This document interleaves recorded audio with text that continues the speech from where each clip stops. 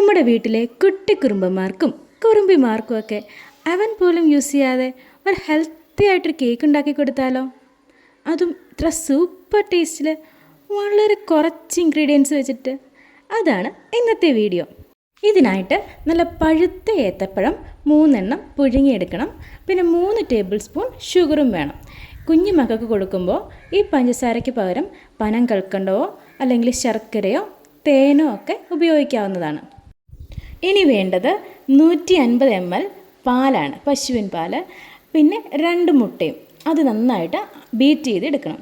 അതിനുശേഷം 3 കാർഡമം നന്നായിട്ട് പൊടിച്ച് മാറ്റി വയ്ക്കണം.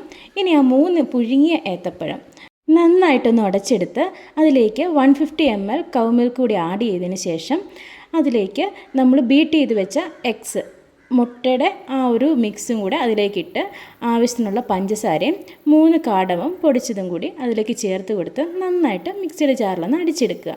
ഇനി 2 ടേബിൾ സ്പൂൺ ഗീ യൂസ് ചെയ്ത് 1 ടേബിൾ സ്പൂൺ റേസിൻസ് നന്നായിട്ടൊന്ന് വറുത്തെടുക്കുക. എന്നിട്ട് കേക്ക് ബേക്ക് ചെയ്യാൻ ഉദ്ദേശിക്കുന്ന ബൗളിലേക്ക് ഈ റേസിൻസും ആ ഗീയും കൂടെ ഒന്ന് ഇട്ട് കൊടുത്തതിന് ശേഷം നമ്മുടെ ബനാനയുടെ ഒരു മിക്സും കൂടി അതിലേക്ക് ഒഴിച്ചു കൊടുക്കുക. എന്നിട്ട് ഒരപ്പച്ചെമ്പിൽ വെച്ചിട്ട് ആവി കയറ്റുക. അപ്പച്ചെമ്പിലെ വെള്ളം ഒന്ന് തിളച്ച് വരുന്നിടം വരെ ഹൈ ഫ്ലെയിമിലും അതിനുശേഷം ഒരു 20 മിനിറ്റ് മീഡിയം ഫ്ലെയിമിലും വെച്ച് ഒന്ന് ആവി കയറ്റി കഴിഞ്ഞാൽ നമ്മുടെ കേക്ക് റെഡി ആയിട്ടുണ്ട്. ഏത്തപ്പഴമൊക്കെ ഇഷ്ടമില്ലാത്ത കുട്ടികൾ പോലും ഇങ്ങനെ ഉണ്ടാക്കി കൊടുത്തു കഴിഞ്ഞാൽ കഴിക്കും.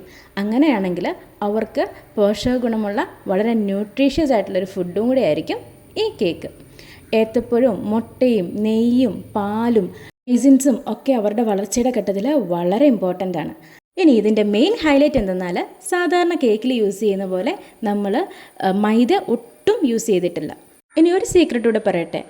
ഈ കേക്ക് നമ്മൾ ചൂടാറിയതിന് ശേഷം ഫ്രിഡ്ജിൽ വെച്ചിട്ട് ഒരു 30 മിനിറ്റ് കഴിഞ്ഞെടുത്ത് നോക്കിക്കഴിഞ്ഞാൽ കുറച്ചുകൂടി ടേസ്റ്റി ആയിട്ട് തോന്നും.